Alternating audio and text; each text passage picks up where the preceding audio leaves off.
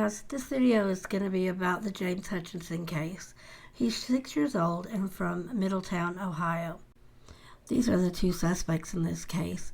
James Hutchinson's mother, Brittany Gosney, who's 29, and her boyfriend, James Hamilton, age 43. Well, Ms. Gosney, ma'am, you have 3 charges pending this afternoon. The most serious of those is a murder charge. If you're convicted of that offense, it carries a prison sentence of 15 years to life in prison and a maximum possible fine of $15,000. You have a felony 3 charge of tampering with evidence. That one, if you are convicted, could add up to another 5 years in prison and a fine of up to another $10,000. Finally, you have a charge of abuse of a corpse. That's a second-degree misdemeanor. That one could add up to another 90 days in jail and a $750 fine if you are convicted. Your case is going to be set for a preliminary hearing next Monday afternoon, March 8th at 1:30. You have the right to an attorney. If you cannot afford an attorney and if you qualify financially at your request, the court will appoint one for you and you would talk to that lawyer today. Would you like court-appointed counsel, ma'am? I don't understand. You want to talk to a lawyer? Where's Officer Hoover? No, he's not in here right now. What about a lawyer? Well, I have a learning disability, so I'm not understanding what you're saying. The court's going to go ahead and appoint counsel Chris Atkins on this case. Can you read a statement, please? Yes, statement is from Detective Hoover. On February 28, 2021, was assigned a case of a missing 6-year-old child from 507 Crawford Street. As a result of the investigation, was able to speak with the defendant, being the mother of the child. She was read her Miranda warnings and agreed to speak with the detective. The defendant admitted to taking her child to Rush Run Park in Preble County, where she placed him outside of her vehicle. The defendant stated that she was going to leave the child at the park. She told detective after placing the child outside of her vehicle, he attempted to get back into the vehicle and she drove off at a high rate of speed, dragging the child for a distance. The defendant then left the park and returned approximately 30 to 40 minutes later, finding the child in the middle of the parking lot with a head injury. The defendant advised the child was deceased. The defendant stated that she picked the child up, put him back in the vehicle, and drove back to 507 Crawford Street, where she took the child into the house and placed him in an upstairs bedroom.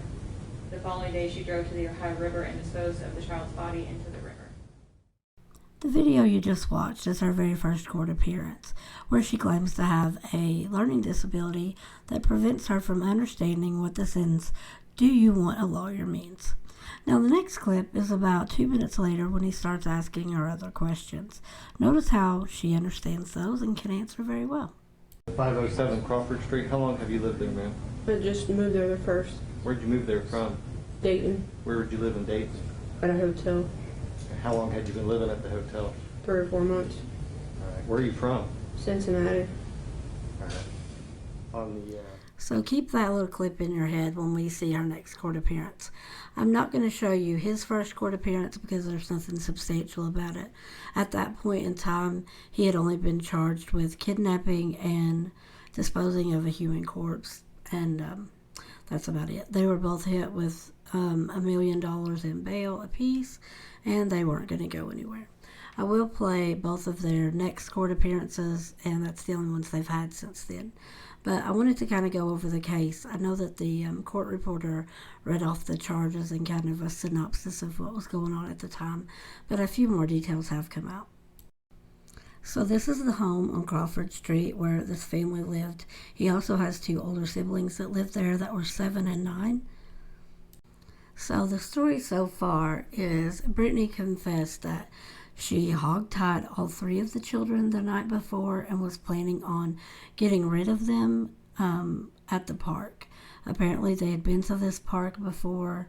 I'll show you some pictures of that.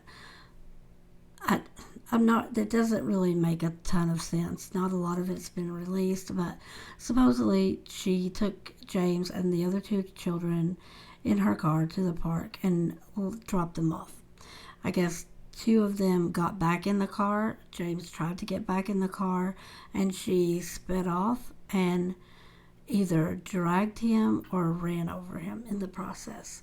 But she kept going.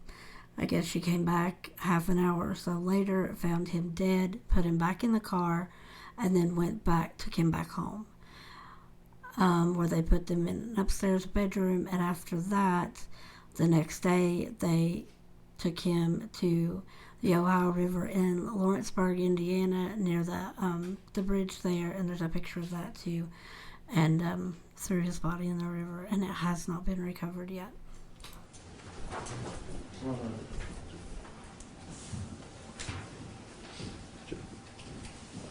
On the record, counsel. On the record. State of Ohio. Your Honor. Morning, Mr. Moser, or afternoon, Mr. Moser. Go State ahead. of Ohio versus Brittany Gosney, case number CR 21030273. And State of Ohio versus James Hamilton, case number CR 21030274. We're going to arraign these separately. Okay, well, we will start then with State of Ohio versus Brittany Gosney. Defendant is present in the courtroom along with her attorney David Washington, Kelly Hiley, and Michael Moser on behalf of the state. Well, thank you. And Mr. Washington's here representing Ms. Gosney. I am, Judge. And how do you wish to proceed with respect to this arraignment, Mr. Washington? Your Honor, at this time, we're going to enter a plea of not guilty. We're going to waive reading, waive the 24-hour period, and any defect with regard to service. She has received a copy of the indictment greater than 24 hours prior to this hearing. She's 29 years old, Judge. And we're going to enter a plea of not guilty to all charges at this time. Straight not guilty plea? Straight not guilty plea at this time, Judge. I did have an initial meeting with Ms. Gosney yesterday. I'm going to meet with her again probably tomorrow. There are some issues that that may develop, which may cause me to request leave and perhaps file another plea on her behalf. But at this time, just based upon my limited conversations with her, at this time we're going to enter a straight not guilty plea. Also based upon that, Judge, at this time we're not going to execute a general time waiver. However, that doesn't preclude us from doing that in the future.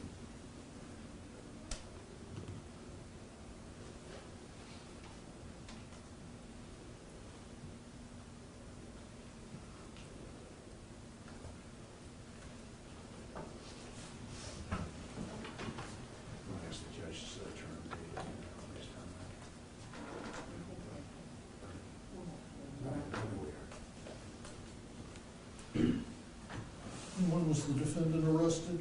March 1st, Your Honor. Actually, it might have been February 28th, the day before, officially.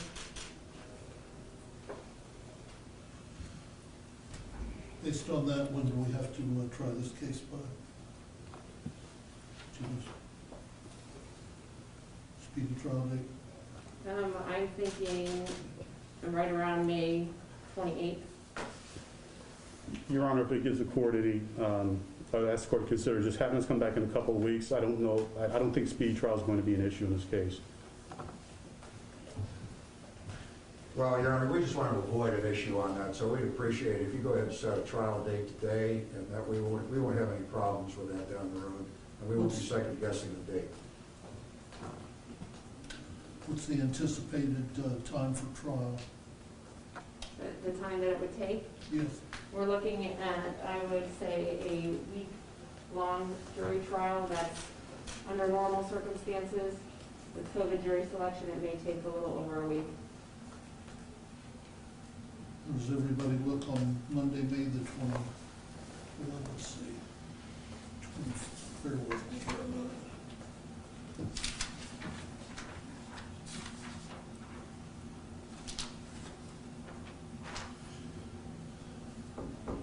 May the 24th. That's fine. That's fine.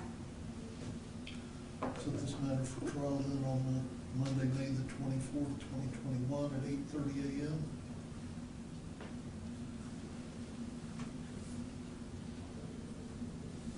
Would you like to have a final or a pre-trial between these times?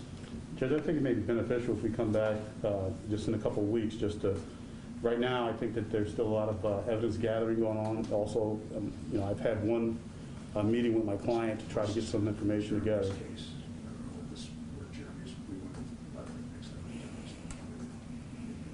Also, with regard to co-defendants, I know that there have been some statements. I haven't read or received any of them, obviously, so I'm not sure if there's going to be an issue regarding trying I don't think that these two individuals can be tried together.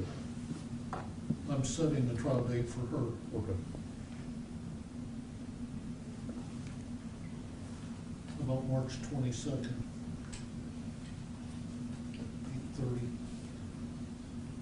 That's a Monday. Okay, that's what I was going to ask, Judge. You said March 22nd, Judge? Yes, it'll be 2 weeks from today, At what time? 8:30 a.m. That'd be perfect, Judge. Thank you. That's fine, Your Honor. Anything else we need to discuss at this time? There's No. no bond at this point in time. I was under the impression the bond had been set at $2 million. All It was set at the lower court, but that case would be dismissed. right, very well. Judge, with regard to bond, obviously this is, the allegations are very serious. We recognize that. She's 29 years old. She has no prior contact, no prior record. We asked the court to set a bond that's reasonable. Prosecution wishes to be heard. We thought the bond had set earlier, Your Honor, was reasonable, or it wouldn't have been set at $2 million. We're satisfied with that. Continuing. Very well, we'll set bond at $2 million, cash or surety. We'll also order that if the defendant is released, that she report to pretrial services on a weekly basis with drug tests. And we'll also order the GPS unit be placed on her. Thank you, Judge. Thank you, Your Honor. Anything else with respect to Ms. Gosney? No, Your Honor. Well, you got a sheet for you. See it right there.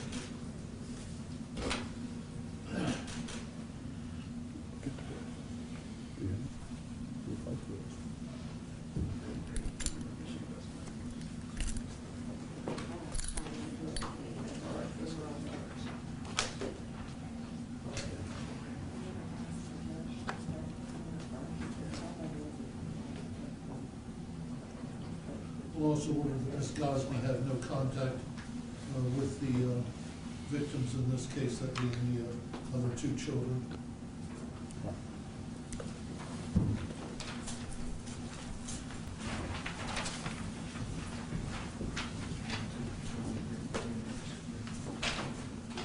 Next case, State of Ohio versus James Hamilton, case number CR 21-030274, Jeremy Evans on behalf of the defendant, Kelly Highland and Mike Moser on behalf of the state.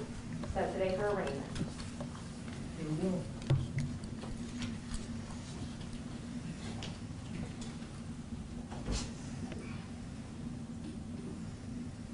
You wish to proceed here with respect to arraignment, Mr. Evans? Good morning, Your Honor. Jeremy Evans on behalf of James Hamilton, who appears in person. Mr. Hamilton is 42 years old. He's able to read, write, and understand the English language, having earned his GED.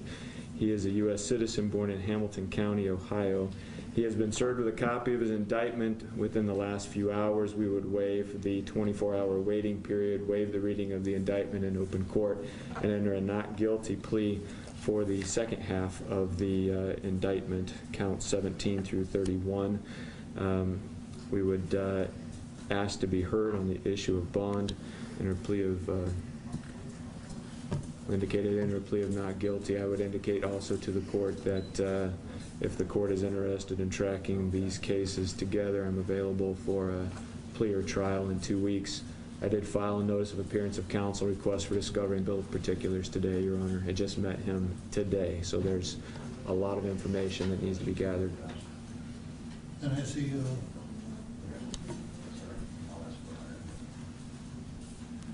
waived the speedy trial? No, Your Honor. Right. Was he arrested on the same date? Yes, it was. 90 days is calculated at May 28th. If the 28th of February was the date of arrest, Your Honor.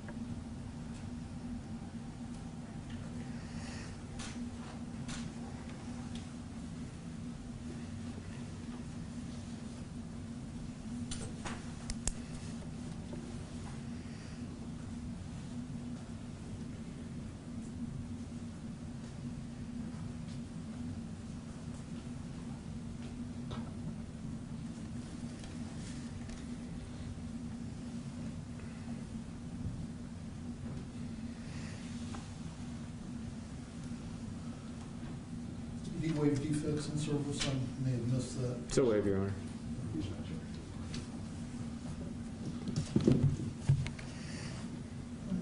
You wish to be heard on bond? Yes, Your Honor. Proceed. Thank you. Understanding that these co-defendants are charged for a course of conduct alleged to have been enacted together, I would indicate to the court under the criminal rules, he is not charged with murder or felony of the first degree, although his charges are serious. Would indicate to the court that he has been a resident of Butler County for the last 9 years or so. He indicates to me that although he does have some prior felony history, it has been since about 2007 that he's had any contact with the court on a felony level. He's not on any probation, parole, post-release control, reporting to any other courts at this time. He is an electrician, has been employed through the same company for about 7 years. Would indicate to the court that he has no source of income, obviously, while he's incarcerated. And as the rules anticipate the court considering a bond, that would be something that he would potentially be able to meet on anything other than a murder or felony of the first degree. We would ask the court to consider setting bond significantly lower than the co-defendant, given the charges in this matter.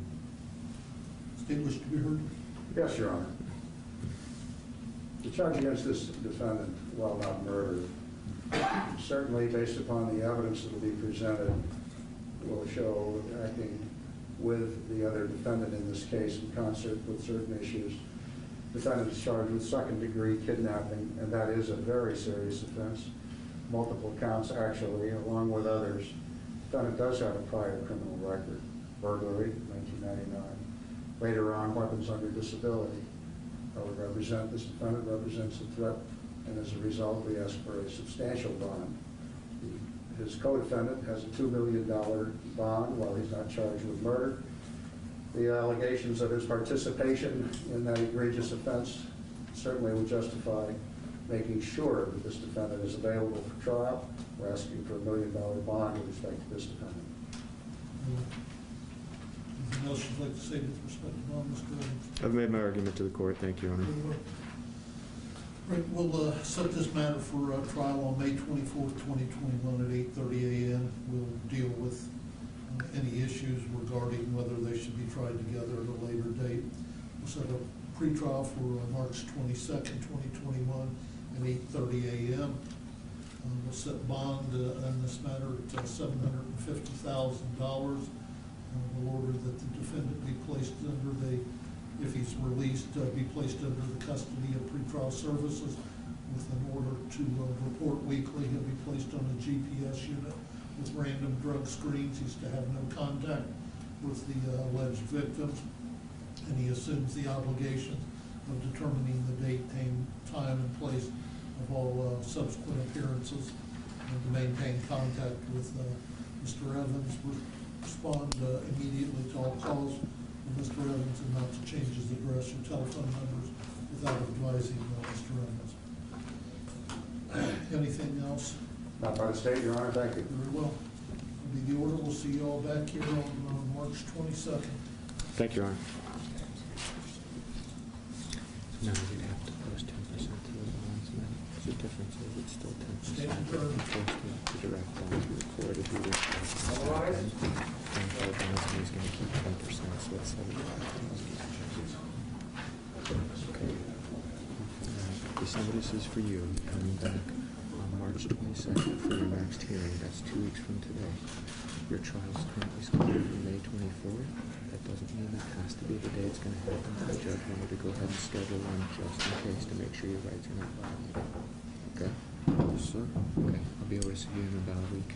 All right. Thank you, sir. Yes, sir.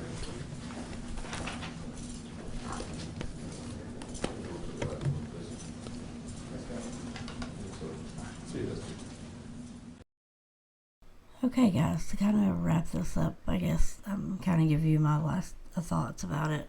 This is absolutely a horrific case, obviously. I'm trying to get my hands on the court documents, and whenever I get those, I'll update whatever I need to in this video. But I'm not sure how much of the story I'm buying yet. When the police first went out to the park, they couldn't find any evidence, is what the story is. I don't know how you kill a child by dragging them or hitting them with a car and are able to leave no evidence. And then they still haven't found his body. So, you know, is what she said what has really happened? Is it worse? I mean, if she's admitting to this, what is she not saying so far? You know, I don't know. But anyway, I'm going to keep following it until it goes to court. It's scheduled to go to trial on May 24th. I don't have any reason to believe that it will. She definitely won't be going on trial May 24th. They've ordered competency evaluations because she's pleading insanity. James Hamilton, however, could. He hasn't waived a speedy trial, and he's on the books for May 24th. So we'll see what comes out between now and then. But thanks for watching, guys. Till next time. Bye.